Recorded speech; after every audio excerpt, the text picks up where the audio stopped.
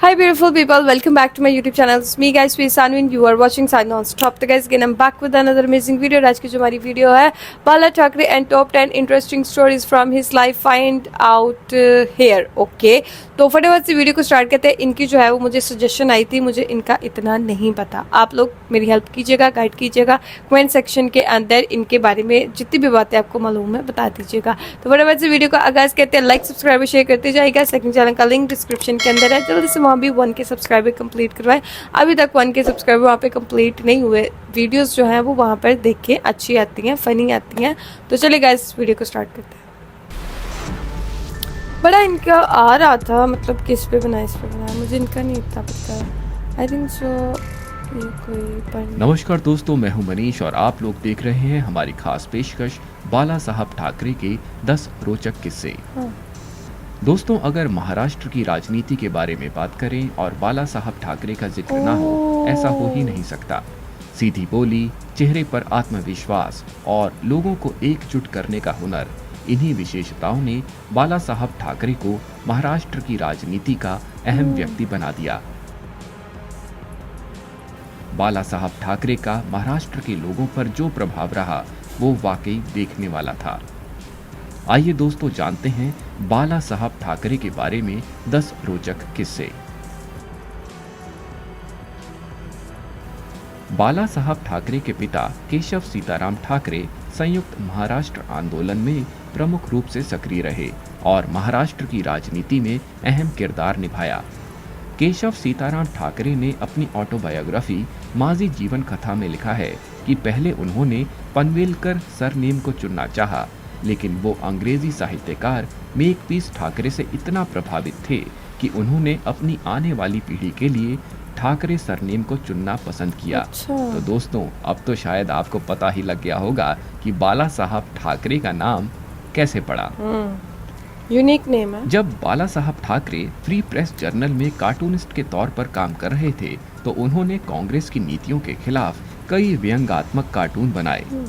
इन्हीं दिनों flora mountain, जो आज हुतात्मा चौक है, वहां संयुक्त महाराष्ट्र समिति द्वारा बॉम्बे स्टेट को लेकर एक आंदोलन हुआ जिसका मुद्दा था बॉम्बे महाराष्ट्र को सौंपा जाए, ना कि यूनियन टेरिटरी बनाया जाए और ना ही गुजरात में शामिल किया जाए, क्योंकि बॉम्बे में मराठी बोलने वाले लोग ज्यादा हैं, ना कि कोई और. दूसरी तरफ ऐसा ही एक आंदोलन था महा गुजरात मूवमेंट, जिसे गुजराती सपोर्ट कर रहे थे.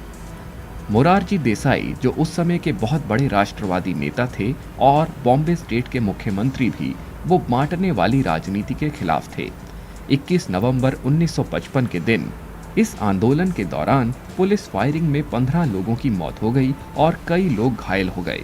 बाला साहब ठाकरे ने इसके लिए मोरारजी देसाई को जिम्मेदार माना और अखबार में अगले दिन कार्टून बनाया जिसमें मोरारजी देसाई को मैन ईटर बताया गया. बाला साहब ठाकरे के एक बयान ने तहलका मचा दिया था जब उन्होंने कहा था कि वो एडोल्फ हिटलर के बहुत बड़े प्रशंसक हैं. उन्होंने कहा कि जिस तरह से हिटलर ने अपनी विचारधारा को जनता तक पहुंचाया वो काबिले तारीफ था.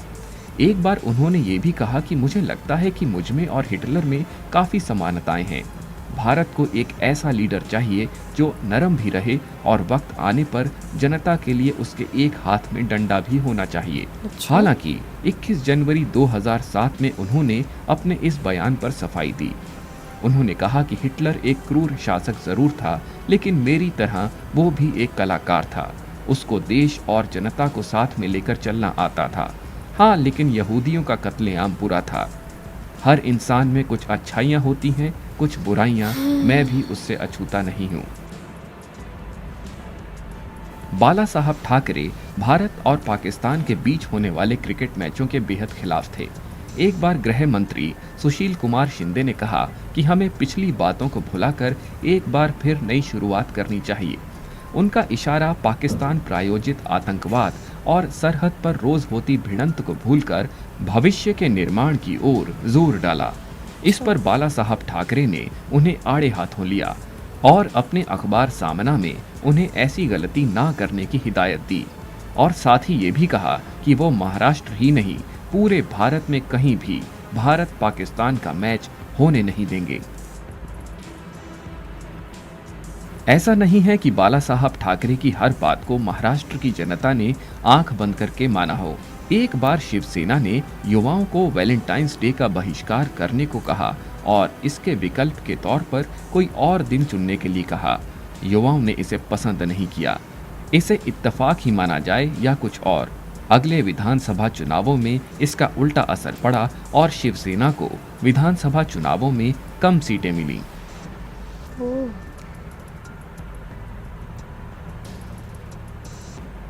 बाला साहब ठाकरे से क्रिकेटर सचिन तेंदुलकर भी फटकार खा चुके हैं। बाला साहब ठाकरे ने हमेशा से ही मराठियों के लिए नौकरी में सुरक्षा मांगी। उनके अनुसार मराठियों को महाराष्ट्र में हमेशा यूपी बिहार वालों से कड़ी प्रतिस्पर्धा का सामना करना पड़ता था। इसीलिए उन्होंने कहा कि महाराष्ट्र में बाहर से आए लोगों पर रोक लगाई जाए। इस पर सचिन तेंदुलकर ने ये कह दिया कि महाराष्ट्र तो पूरे भारत का है, यहाँ कोई भी आ सकता है, जा सकता है। इस पर ठाकरे ने उन्हें आड़े हाथों लिया। उन्होंने कहा कि सचिन क्रिकेट की पिच पर ही रहें, राजनीति का खेल उन्हें खेलने दें। उन्होंने अपने अखबार सामना में यहाँ तक कह दिया था कि एक बिहारी 100 बीमारी। बाला साहब ठाकरे ने भारतीय टेनिस स्टार सानिया मिर्जा को भी नहीं बख्शा। बाला साहब ठाकरे ने यहाँ तक कह दिया कि सानिया मिर्जा अपने ऑफ कोर्ट खेल की वजह से पॉपुलर हैं, ना कि ऑन कोर्ट खेल की वजह से।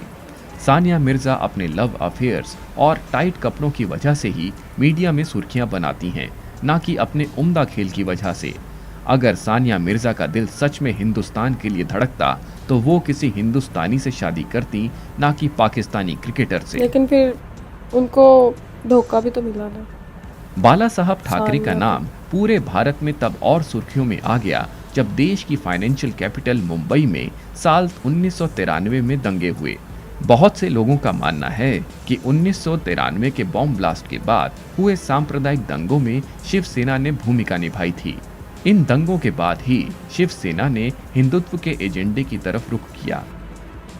दोस्तों, बात साल 1975 की है, जब तत्कालीन प्रधानमंत्री इंदिरा गांधी ने देश में इमरजेंसी लगाई। जब पूरा भारत इमरजेंसी के खिलाफ था तो बाला साहब ठाकरे इमरजेंसी के समर्थन में आए और आने वाले कुछ सालों में शिवसेना ने जल्द ही पूरे महाराष्ट्र में अपनी जड़ें जमा लीं। बाला साहब ठाकरे की मृत्यु 17 नवंबर 2012 को कार्डियक अरेस्ट से मुंबई में हुई। वे 86 साल के थे। उनकी मृत्यु की खबर मिलते ही पूरा मुंबई मानो थम सा गया। पूरा महाराष्ट्र शोक में डूब गया। उनकी अंतिम यात्रा में बड़ी संख्या में लोग आए। उन्हें 21 तोपों की सलामी दी गई। ये सलामी प्रधानमंत्री या राष्ट्रपति को ही मिलती है। दोस्तों, उम्मीद करते हैं कि आपको हमारी खास पेशकश बाला साहब ठाकरे के 10 रोचक किस्से जरूर पसंद आया होगा। बिल्कुल, बहुत अच्छी लगी। बहुत ये फैंटास्टिक वीडियो थी, इन्फॉर्मेटिव वीडियो थी। और बाला साहब ठाकरे के बारे में मुझे इतना नहीं था पता, लेकिन अभी काफ़ी चीज़ों का पता चला। आई थिंक सो इनके ऊपर एक मूवी भी बनी हुई है और योगी आदित्यनाथ से जो है वो इनका काफ़ी मुझे लगा कि मतलब वैसे ही आएगी कि अपने रिलीजन पे भी स्ट्रिक्ट रहना है, असूलों पे भी स्ट्रिक्ट रहना है और काम भी लोगों के लिए करना है। मतलब इन्होंने सही कहा कि हर इंसान के अंदर ना अच्छाई बुराई होती है और कोई भी इंसान जो है वो अच्छाई बुराई से खाली नहीं होता। अच्छी साइड भी होती है, बुरी साइड भी होती है, तो फिर एक्सेप्ट तो करनी पड़ती है ना दोनों साइड्स। आप लोगों को आज की वीडियो कैसी लगी? To comment, like, subscribe, share करते जाइएगा। कोई भी और बात आपको बाला ठाकरे के बारे में पता है तो ज़रूर बताइएगा। तो चलिएगा, इस वक्त नेक्स्ट वीडियो के अंदर। Bye bye.